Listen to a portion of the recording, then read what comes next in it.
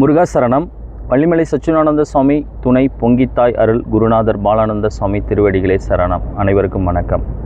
இந்த சுதந்திர நாளில் உங்களை சந்திக்கிறதுல எனக்கு ரொம்ப சந்தோஷம்.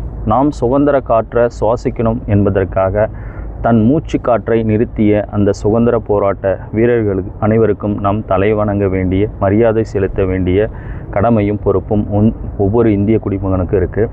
அவர்களுக்காக அவர்கள் ஆன்மா சுரூபம் அடைந்ததுக்காக நான் பிரார்த்தனை பண்ணிக்கிறேன். நீங்களும் பண்ணிங்க. அவங்களுக்கு நன்றி செலுத்திக்கிறேன்.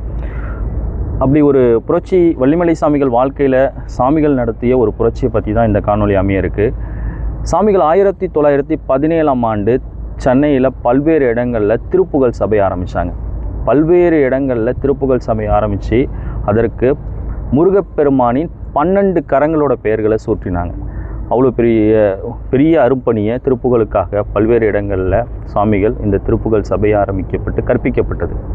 அதே ஆண்டு 1917ஆம் ஆண்டு சாமிகள் வள்ளிமலையில் இருந்த காலகட்டங்களில் சாமிகள் தினமும் நிறைய முருகடியார்கள் சாமிகள்கிட்ட சந்தித்து திருப்புகளை கற்றுட்டு போகிறது வழக்கம்.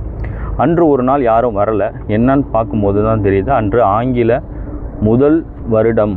முதல் தேதி ஜனவரி 1 அப்படிங்கிறது தெரிஞ்சுக்கிட்டு அன்னைக்கு அந்தந்த பகுதியில் இருக்கக்கூடிய ஆங்கில துரைகளை போய் சந்திக்கணும் அப்படிங்கிற ஒரு வழக்கம் இருந்தது. இதை மாற்றணும்னு ஒரு புரட்சி ஏற்படுத்தினாங்க வள்ளிமலை சாமிகள்.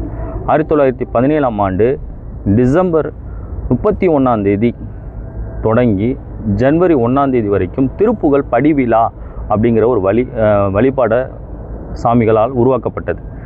அந்த வழிபாட்டின் மூலம் அனைவரும் தற்காலிகமாக இருக்கக்கூடிய இந்த ஆங்கில துரையை போய் சந்தித்து நீங்கள் என்ன பண்ண போகிறீங்க, நீங்கள் வருடம் முழுவதும் செய்த பாவ வினைகளை நிரந்தரமாக இருக்கக்கூடிய தணிகை துரையை போய் சந்திங்க, திருத்தணி முருகப்பெருமானை போய் சந்தித்து அவர்களிடம் உங்களோட குறைகளை சொல்லி மன்றாடி முருகப்பெருமானோட பரிபூர்ண அனுகிரகத்தை வாங்குங்க அப்படின்னு சொல்லி அதன் முழு கோட்பாடாக வைத்து சாமிகளால் உருவாக்கப்பட்டது திருப்புகழ் வழிபாடும் அன்னதானங்களும் முருகப்பெருமானுக்கு, திருத்தணி முருகப்பெருமானுக்கு அபிஷேகங்களும் அலங்காரங்களும் பல்வேறு விழாக்கள் சாமிகளால் முன்னெடுக்கப்பட்டது. இன்று வரை அந்த விழா டிசம்பர் 31ஆம் தேதி தொடங்கி ஜனவரி 1ஆம் தேதி வரைக்கும் நடக்குது. போன ஆண்டு கடந்த ஆண்டு நான் போய் பங்கேற்றேன். குருநாதர் வள்ளிமலை சாமிகளோட வழி வந்த பாலானந்த சுவாமிகள் தலைமையில் இந்த வழிபாடு நடைபெறும்.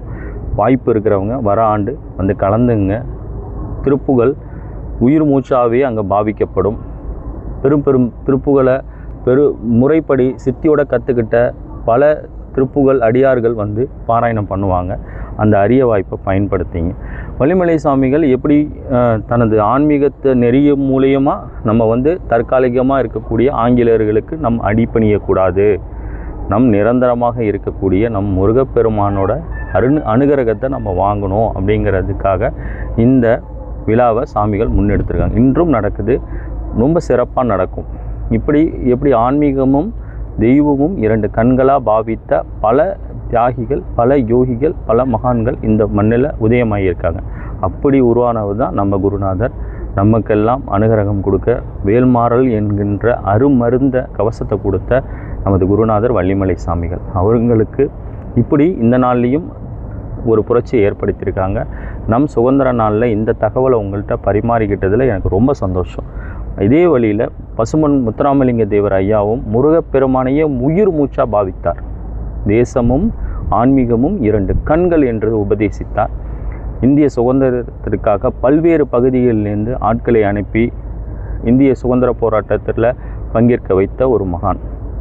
முருகப்பெருமானோட சடாட்சர மந்திரத்தை உயிர் மூச்சாவே பாவிக்கக்கூடியவர்.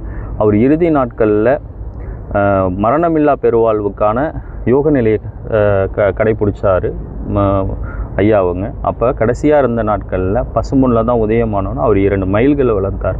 அவர் உடலை விட்டு அவர் ஆன்மா பிரியும் போது அந்த 2 மைல்களும் இறந்து விட்டதாக அவரோட வாழ்க்கை குறிப்பில் சொல்லப்பட்டிருக்கு.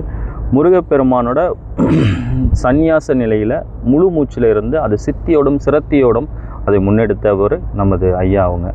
அவங்க வாழ்க்கையில் ஒரு உடல்நிலை சரியில்லாத நேரத்தில் இறுதி கட்டத்தில் அவர் மருத்துவமனையில் சேர்க்கப்படும் போது சிகிச்சை அளிக்கணும்னு சொல்லப்பட்ட போது எனது இந்த ஆற்றலை முருகப்பெருமான் கொடுத்துருக்கார். இந்த உயிராற்றலை அவர் எடுக்கிறதுக்கு இடையூறாக இருக்கக்கூடாது, அவரோட சித்தப்படியே அது நடக்கட்டும் என்று, எனக்கு எந்த சிகிச்சையும் தேவையில்லை என்று சிகிச்சையை தவிர்த்தவர் ஐயா அவர்கள்.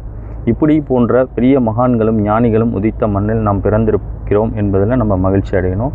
இந்த அரிய தகவலை உங்கள்கிட்ட சொன்னதில் எனக்கு மிக்க சந்தோஷம். நன்றி, வணக்கம். முருகா சரணம். முருகர் புகழ் ஓங்குக. குருநாதர் அனுகிரகம். பொங்கி தாய் அருள். நன்றி.